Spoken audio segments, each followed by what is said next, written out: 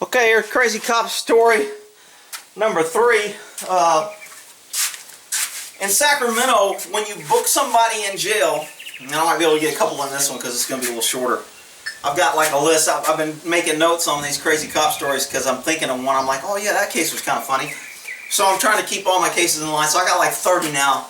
So I got to try and get more than one into a series. So in Sacramento, when you book people into Sacramento jail, they used to have what's called an amnesty box. And it was a mailbox that was in the jail.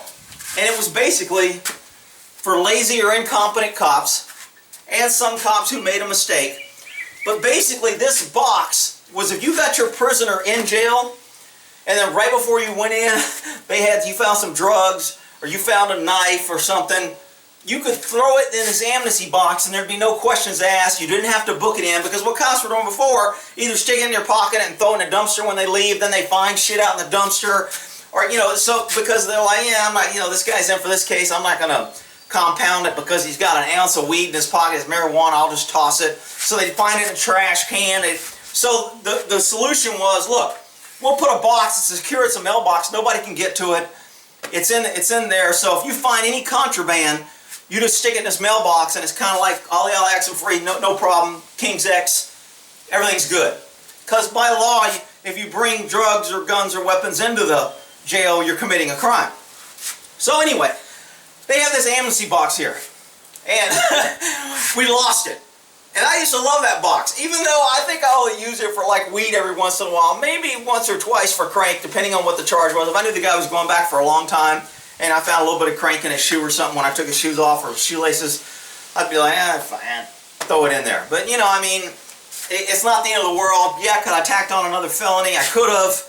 Then I would have been tied up for the rest of the night booking that. Then I have to go test the dope. Then I have to put the percentage, and it's a big hassle to book it. And then the only charge you get in California, you've got a little crank now, is because they passed some stupid law that all you got to do is go to drug rehab or go to some class. You don't even go to jail. So most cops are like, what do I care about crank? I mean, I'm going to go through all this work, booking, evidence, testing, tie, get off the streets for 3 hours so I can have a sergeant and everybody complaining that I'm milking a call when a guy's only going to have to go to class. It's easier just to toss it. If that's not your primary offense, if the guy's not running, he's not selling, he doesn't have scales, he's got paying O sheets to where he's buying and selling, and he's got all these documentation. If there's none of that, just throw it in the amnesty box. Well, I would never put a gun in there. If I caught a guy with a gun, I think crooks with guns are bad dudes. I think they need to be in a system. I need to grow. I'm a big proponent of growing the criminal history. Everybody I arrested had at least probably 3 to 5 pages of criminal history. I can't ever remember arresting anybody that did not have at least a page or more of criminal history. So, the guys, the career criminals, the criminal types that I was after, these guys were bad dudes and they had been in the system, they know the system. So I'm not going to let them go with a gun. If when they get a gun, I want that on their record, I want it charged, I want them, convicted felon, I want all that in there if they've got a gun out there committing crimes with a gun, because they're probably going to end up using it either on a victim or when a cop tries to arrest them. So I would never throw a gun in the amnesty box. But the chippies, California Highway Patrol, those guys don't give a shit unless it's a ticket or auto related. If they can't tow a car or write a ticket, they don't care. So when they would find guns, they would throw that shit in the amnesty box. They didn't care. And I'm just like, dude, really? You can't book a guy with a gun? Booking a gun's easy. I don't have to test it. I don't have to go through all the process with dope. Basically, I got to run a serial number, get a printout, write it down, and I pull it out of his pants, and it's done. It's an easy hook. And he got his CHP on. Our sergeant don't want guns. If we get guns, then we got to go to court and pulls off the road. We can't write tickets, and our job is to be out on the road doing tickets and accidents. So they throw guns away. They throw dope away. They throw all kind of shit away. But so they got so many guns in there that they warned us, hey, if you cops keep throwing, there was a note on there, if you guys keep putting guns in this box, we're going to take the box away. So obviously they're not the only ones doing it. Other guys were doing that. Shit, here's a gun, I don't want to buy it, screw it, here. Just book the guy in and move on. So the thing that blew it is some cop put a freaking pipe bomb in there. He found a bomb or something. He couldn't even book the bomb. He didn't do anything. He just dropped it in a box. So the next day the box is gone and go, we pulled a bomb out of the box. You guys lost your amnesty boxes, no more. Now you got to book your evidence or deal with it yourself. And I'm like, what the? Are you kidding? You put a freaking bomb in the freaking box in the jail where all these cops are. All right. So, again, this is another Sacramento story. So we go in his house and we're hitting it for, the guy's got a felony warrant for drugs, but he stole a car or something. I think I was working auto theft. Maybe I was working gangs or guns. I don't remember. But I think he had he was wanted for auto theft or seen in auto theft or had a warrant or probation or something, and he had drugs on his thing. So we go in to arrest him, and of course, he's not there, but his girlfriend's there. So his girlfriend, and she's just a little bit petite thing, so searching her was pretty easy. She had a t-shirt on and a pair of shorts, so it wasn't like she was concealing. So, and with women, you know, you got to be careful. I always did cheap search on women's. I didn't want to get involved. I didn't want to cop a free fill. I mean, a lot of them were nasty anyway, but you just got to be careful. You know, I teach in the academy, instead of rubbing like this on the breast, you come underneath and you curve and you cup it. So you're using the back of the hand so you don't get the feeling or sensation, or it's not sexual. So they teach all this crap, but still, man, most crooks that I know will have the woman carry the gun.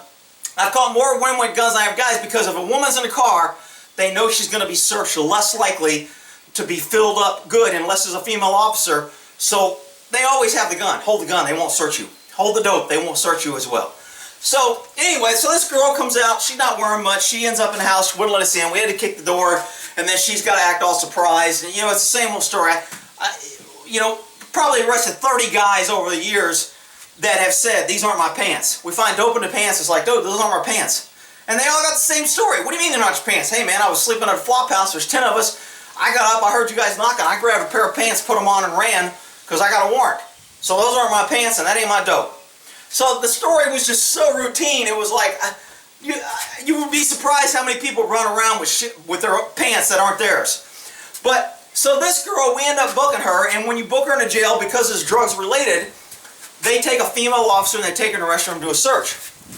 So, they take this girl in here, the nurse comes out with her blue gloves, holding a little bag of crank, and she goes, I got a present for you. And I go, shit. I go, let me get a bag. So I get a bag, I put it in a bag. I go, where was that? She smiled, she goes, here. I go, oh shit. I go, well that's why I missed it. So I'm like, you know, I'm kind of like, shit, I hope it into a set. I hope it wasn't something easy like in her waistband or some shit.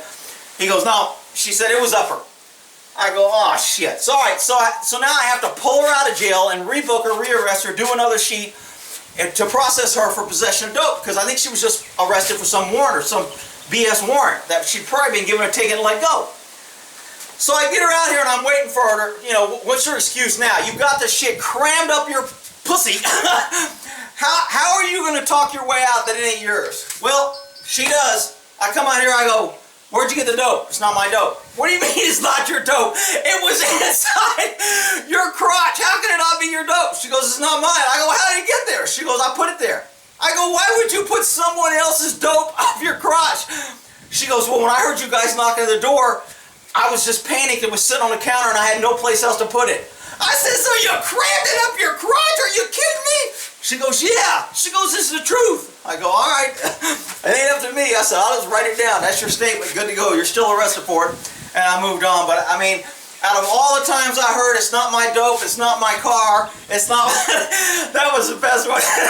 You got crank shoved up your pussy, and you're like, it's not mine. All right, that's another crazy cop story for you.